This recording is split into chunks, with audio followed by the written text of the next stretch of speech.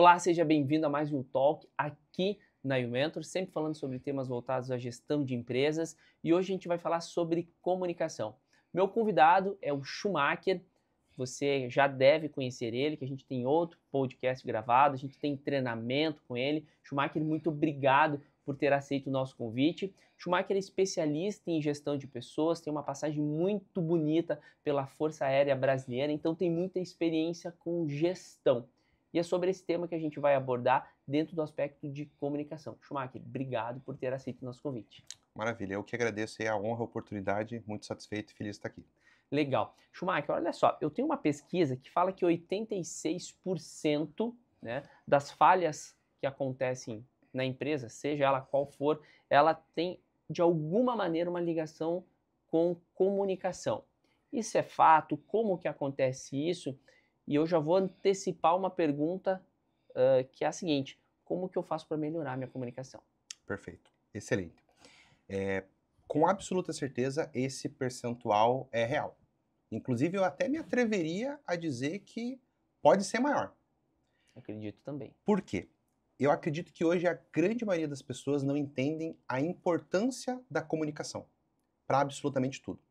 Se a gente for pegar o conceito da palavra comunicação, a gente percebe que não existe vida em sociedade sem comunicação. Se não existe vida sem comunicação, quiçá um trabalho em equipe, quiçá a operação de uma empresa. Então, eu acho que o primeiro ponto que impacta esse percentual ser tão alto, as pessoas apontarem que a falha de comunicação ser um fator que traz erros, falhas, problemas e prejuízos, é justamente as pessoas não entenderem a importância que tem a comunicação. Eu costumo dizer o seguinte, que todos os dias, quando a gente sai de casa, a gente precisa vestir, calçar a sandalinha da humildade. Porque o que acontece? Às vezes a pessoa não tem a percepção que ela precisa se comunicar com relação a tudo o que está acontecendo no seu setor de trabalho, no ambiente de trabalho, com as pessoas e com os colegas. Então, assim, pessoas são diferentes. Inclusive, até no treinamento eu faço ali todo um pleonasmo falando com a palavra.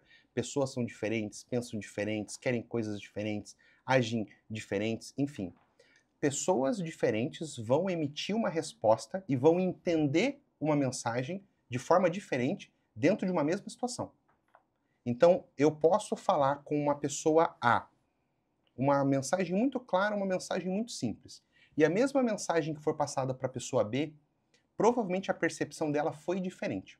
A forma como eu falei, o uso da palavra, o tom de voz.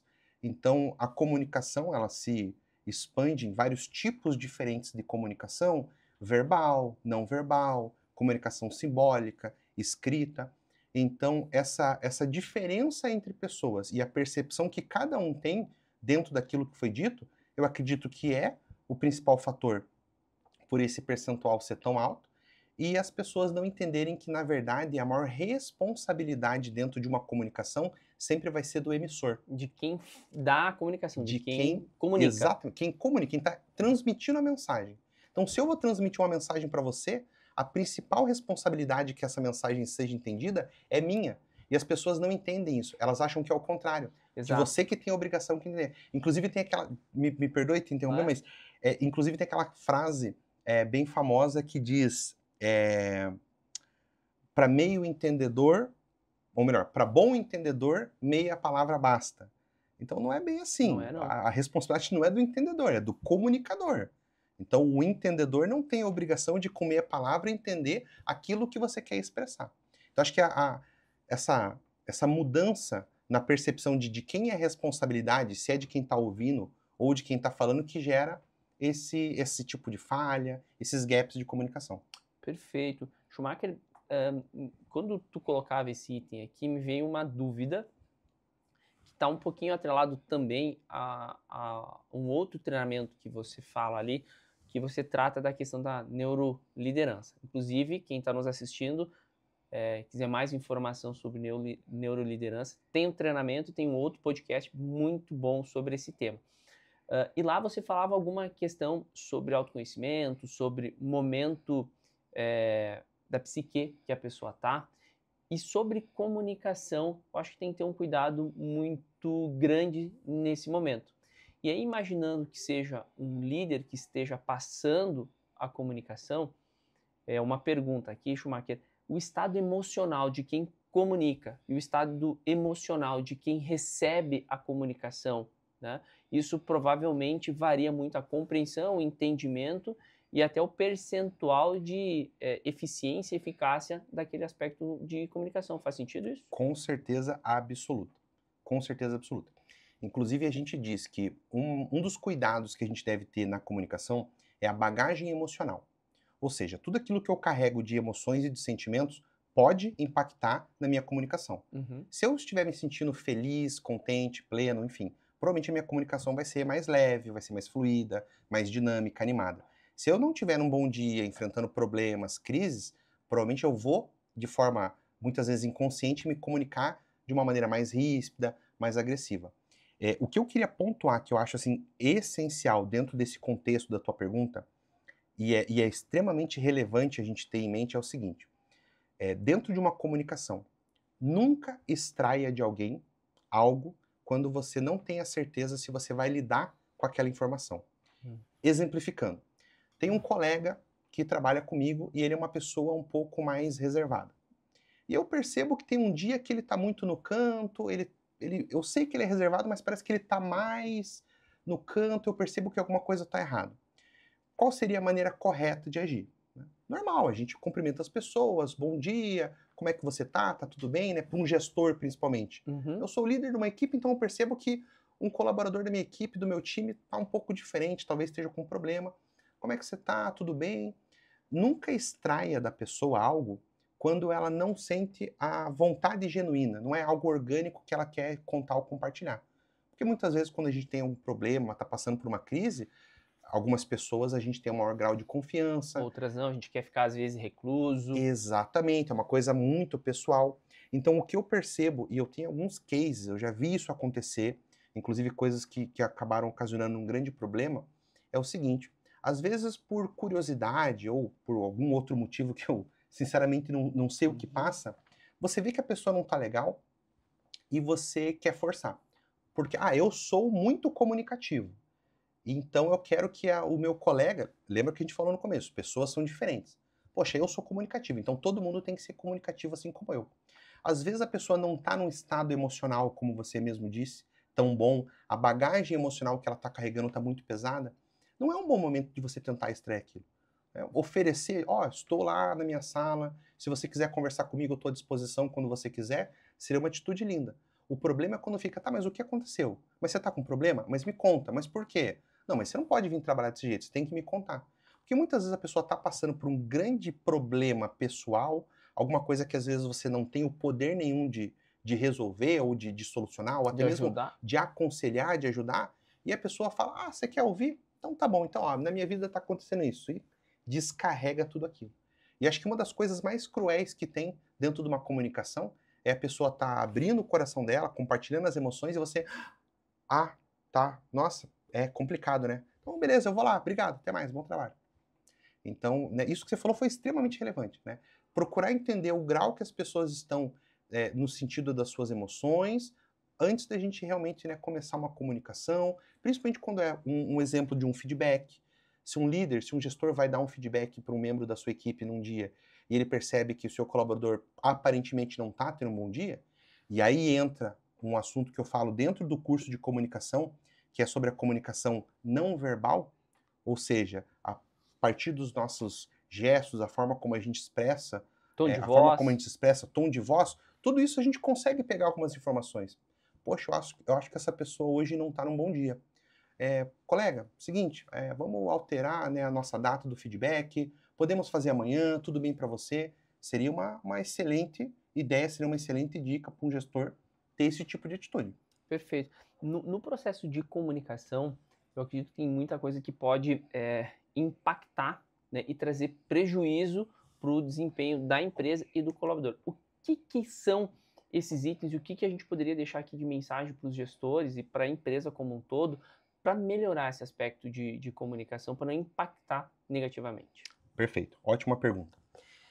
Eu acredito que o fator, talvez um dos piores, no sentido de impactar negativamente, seria a questão da desinformação.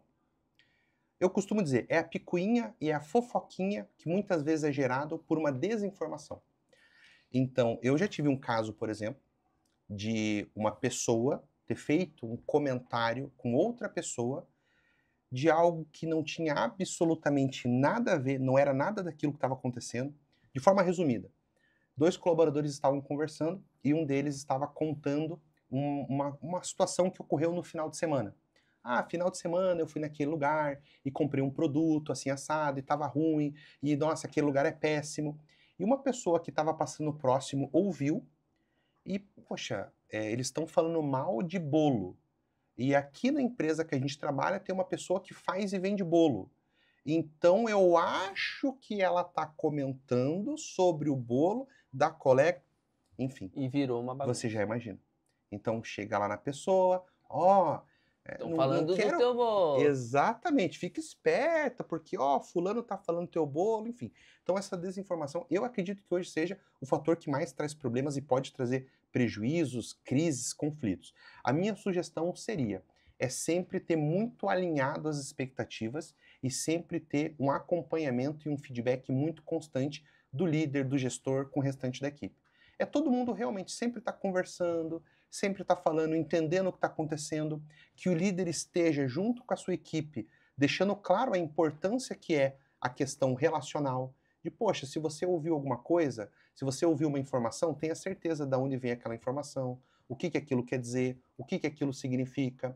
Antes de você tirar satisfação, por exemplo, com um colega de alguma coisa que você ouviu, procure entender se realmente foi aquilo. E é realmente o líder, o gestor, estar disponível para a equipe dele. De certa maneira, o líder, ele serve a sua equipe. E ele precisa ser o mediador, em alguns casos, de conflitos, de crises, né? O mediador de oportunidades de alinhamento, de fatos, enfim. Essa acho que seria a dica que eu daria e eu acredito que é assim. Eu acho que faz total sentido. No início da minha carreira de liderança, Schumacher, eu tinha uma gestora e ela utilizava uma frase comigo sempre. Como eu trabalhava na área de educação, onde a área de educação ela tem um número muito maior de mulheres do que homem, né? A gente precisava ter um trato mais delicado, né? Porque Sim. o homem muitas vezes ele fala umas besteiras um pro outro e você tem que ser muito mais respeitoso com as Sim. mulheres. E ela sempre me falava, Ismael, no nosso time você vai conseguir extrair o melhor potencial de cada uma das meninas, mas tenha sempre um fino trato, né? E aí eu quero trazer essa questão do fino trato, de tratar bem as pessoas, de poder extrair das pessoas através de uma boa comunicação, entrando numa comunicação não violenta, o CNV. Excelente. Né? Para que a gente, antes da gente entrar especificamente nesse tema, eu queria que você nos explicasse o que é o tal CNV. Daqui a pouco as pessoas que estão assistindo não sabem. Maravilha. Como se utilizar melhor desta ferramenta, né? E em qual momento a gente se utiliza dela da melhor forma. Perfeito, excelente. Então a CNV, né, a nomenclatura de comunicação não violenta. De forma resumida, foi criada por um psicólogo chamado Marshall Rosenberg e basicamente a vida dele foi dedicada em criar técnicas, estratégias de se comunicar de forma a evitar o julgamento. Porque muitas vezes a gente se comunica julgando. Exemplo, a forma como você passou por mim no corredor e não me deu bom dia. Tá bravo, tá chateado, não gosta de mim. Exatamente. Poxa, Ismael, passou por mim aquela hora lá, nem me cumprimentou, por que você não me cumprimentou, o que eu te fiz?